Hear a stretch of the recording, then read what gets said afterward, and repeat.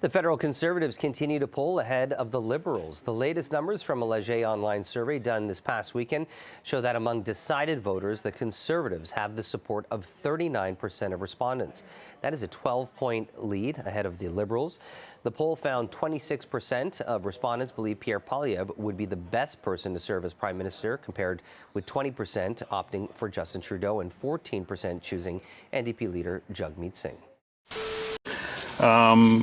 On the topic, I mean, in terms of your sort of strategy currently, you're obviously taking the populist pathway. What does that mean?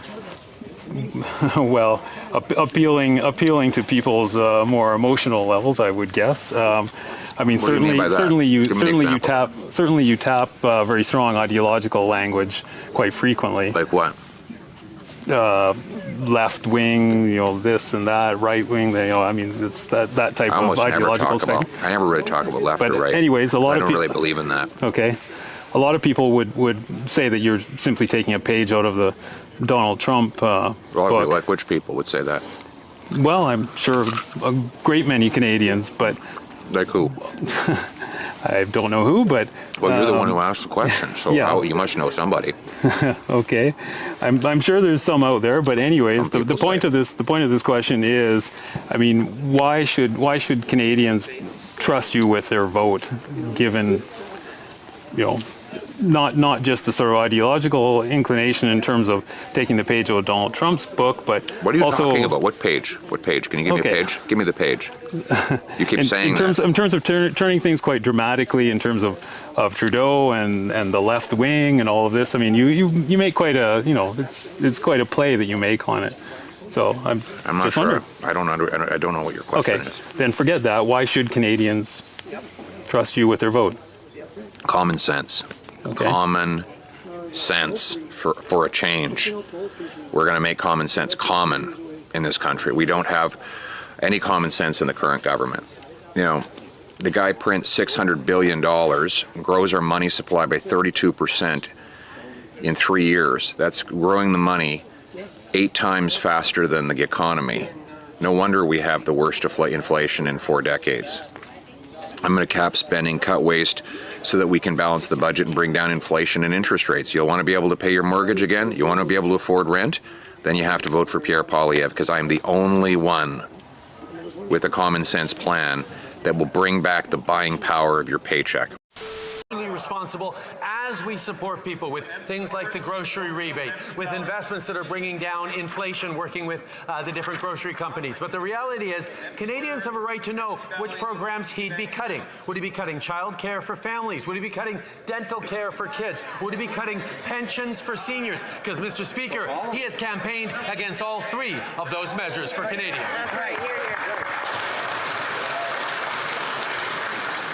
Before the Honourable Leader of the Opposition asks his questions, I'm going to ask members please to restrict your comments to the time that you are recognized by the Chair to have the floor.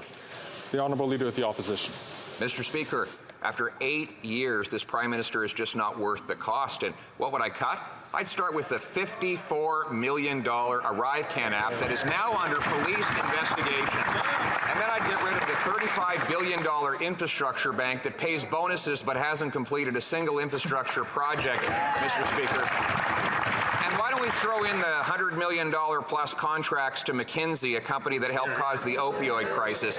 But speaking of all the waste that he forces on Canadian taxpayers, when it comes to the ArriveCan app, which is now under police investigation, he covered up a previous bad behavior under SNC Lavalin. Will he at least cooperate with the RCMP investigation into the ArriveCan app?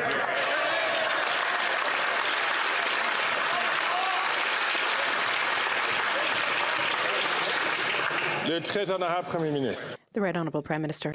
Once again, we see the Conservatives are all about cuts, not about investing and building a stronger future. The reality is, I recommend, Mr. Speaker, that the Leader of the Opposition take a ride on the great REM in Montreal that the Canadian Infrastructure Bank helped build, which has helped thousands of Canadians see being part of the future in a responsible way. We're going to continue to build a stronger future for Canadians by making the right investments, by keeping fiscally responsible, by staying away from the kinds of cuts that the Conservatives continue to put forward.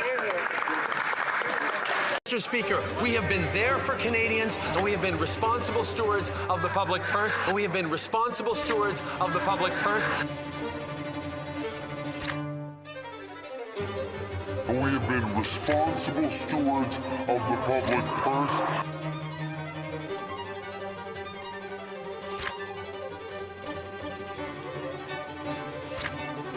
We have been responsible stewards of the public purse.